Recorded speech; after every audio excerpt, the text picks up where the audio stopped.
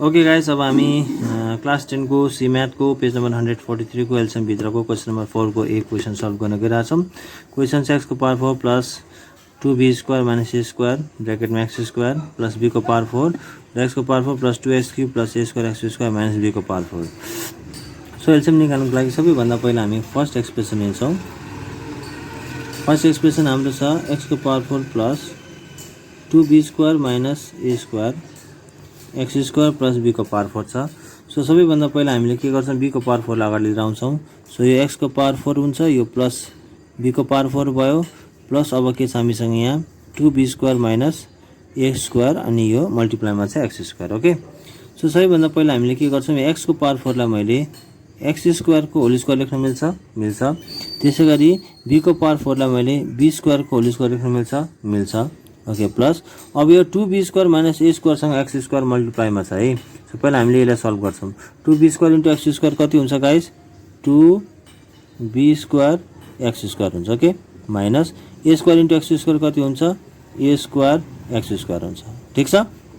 So अब यहाँ हेरौँ हामीले गाइस, यसमा के छ भने यो a स्क्वायर प्लस यो b स्क्वायर फर्ममा आयो।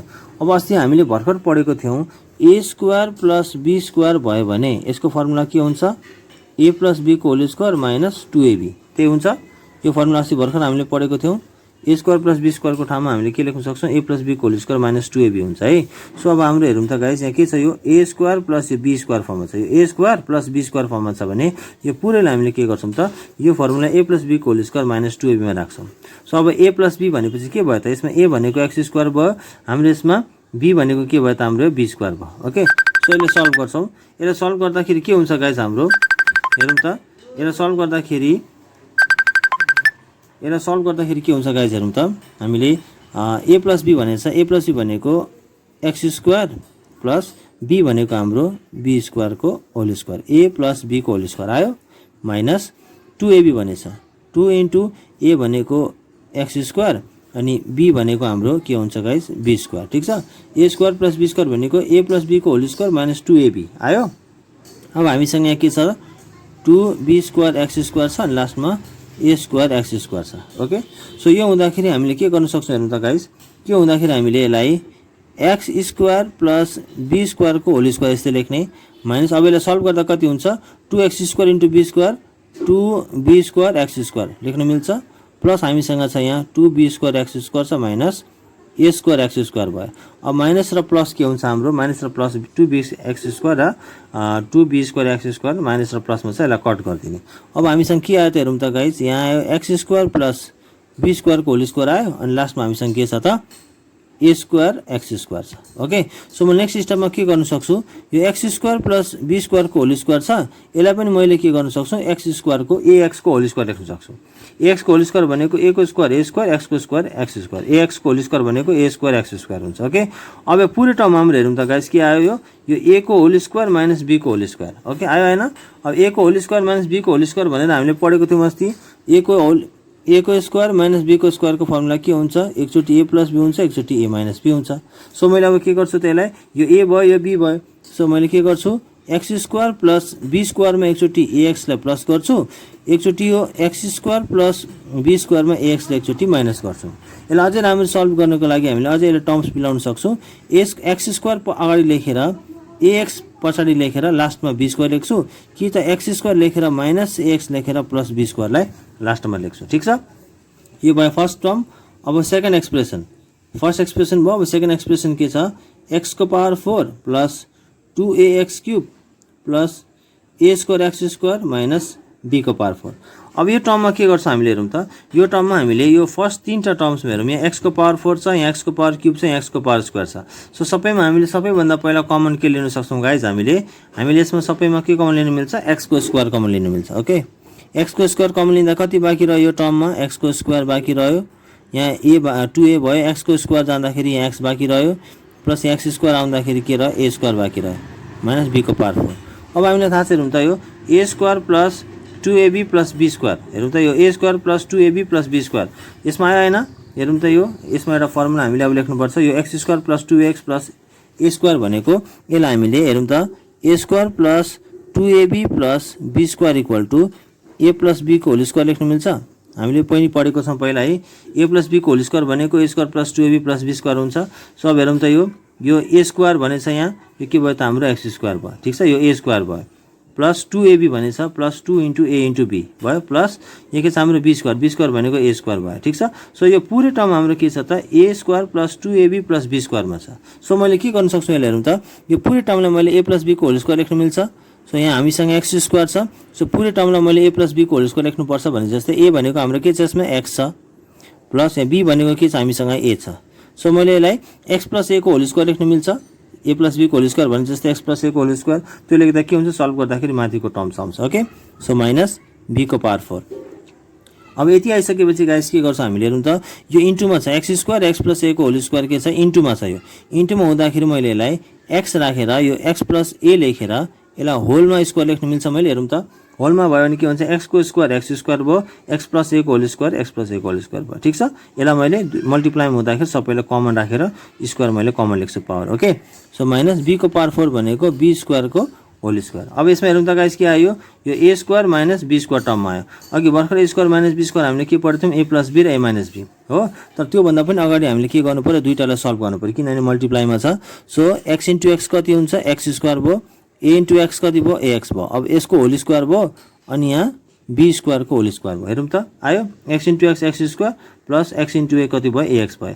अब यसको होल स्क्वायर भयो माइनस बी स्क्वायर। अब यो a square minus b square टर्ममा अब चाहिँ यसलाई सल्भ गर्ने, सल्भ गर्दा कति हुन्छ एक्स स्क्वायरमा ए एक्स प्लस गरेर एकचोटि बी स्क्वायर प्लस गर्ने, यो एक्स स्क्वायरमा ए एक्स हाम्रो प्लसमा छ एकचोटि बी स्क्वायरलाई माइनस गर्ने, ठिक छ।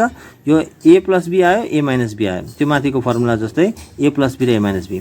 अब यसमा हामीले हेरौँ त गाइस दुईटामा कमन टर्म्स के छ त, कमन टर्म्स मिल्दैछ केही, यस कमन टर्म्स मिल्दैछ x square plus a x plus b square. So x square plus a x plus b square common terms छ। अनि लास्टमा हाम्रो रिमेनिङ टर्म्स के छ गाइस, रिमेनिङ टर्म्स हामीसँग छ x square minus a x plus b square र तल छ x square plus a x minus b square. Okay, therefore LCM कति हुन्छ, एलसीएम भनेको कमन र रिमेनिङ टर्म्सलाई मल्टिप्लाई गरिदिने। इट मिन्स कमन टर्म्स हाम्रो x square plus a x plus b square र रिमेनिङ टर्म्स हाम्रो के छ त x square minus a x plus b square र यो x square plus a x minus b square छ। यति नै हाम्रो आन्सर हुन्छ। Okay, thank you guys. Okay guys, अब हामी क्लास 10 को पेज नम्बर 143 को एलसीएम भित्रको क्वेसन नम्बर 4 को सी क्वेसन सल्भ गर्न गइरहेछौँ। क्वेसन हाम्रो पहिलेको ए जस्तै सिम्पल त्यस्तै सेम क्वेसन छ, बट यसमा हल्का केही अलिकता डिफ्रेन्स छ।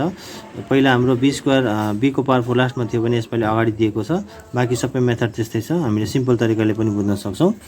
यसलाई हामीले फर्स्ट एक्सप्रेसन लिन्छौँ।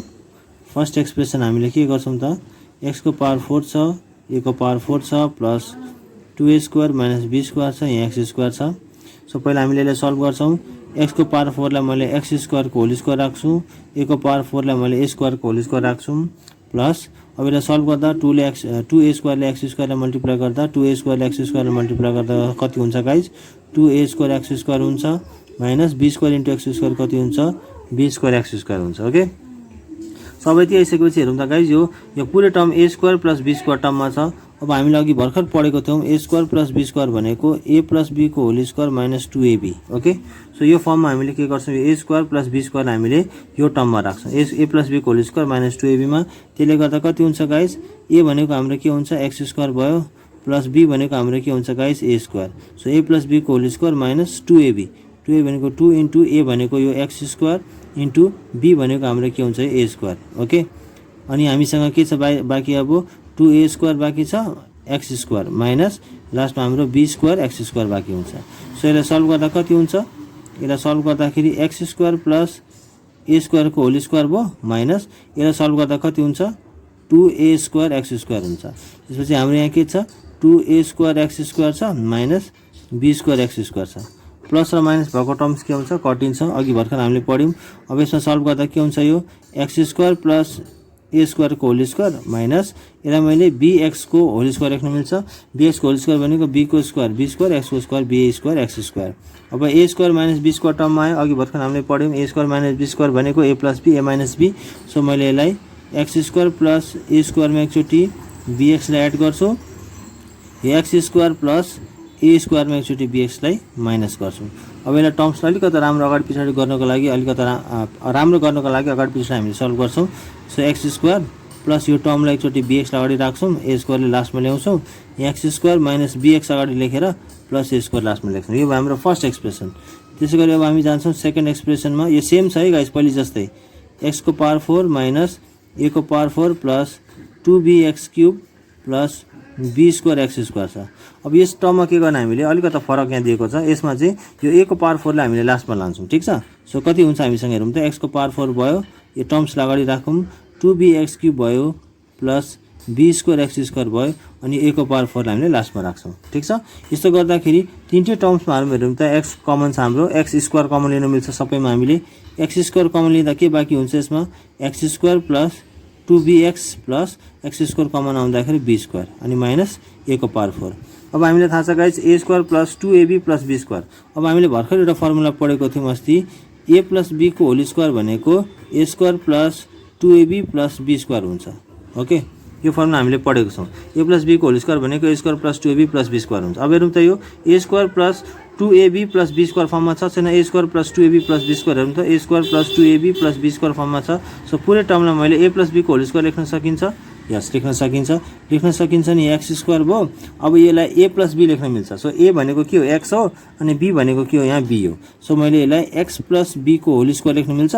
एक्स प्लस बी को होल स्क्वायर भनेको ए प्लस बी को होल स्क्वायर, सल्भ गर्दाखेरि यो माथिको टर्म्स आउँछ के। सो माइनस ए को पावर 4। अब यसमा हेरौँ त गाइस, यहाँ एक्स स्क्वायर छ, यहाँ एक्स प्लस बी को होल स्क्वायर छ, दुइटै मल्टिप्लाईमा छ।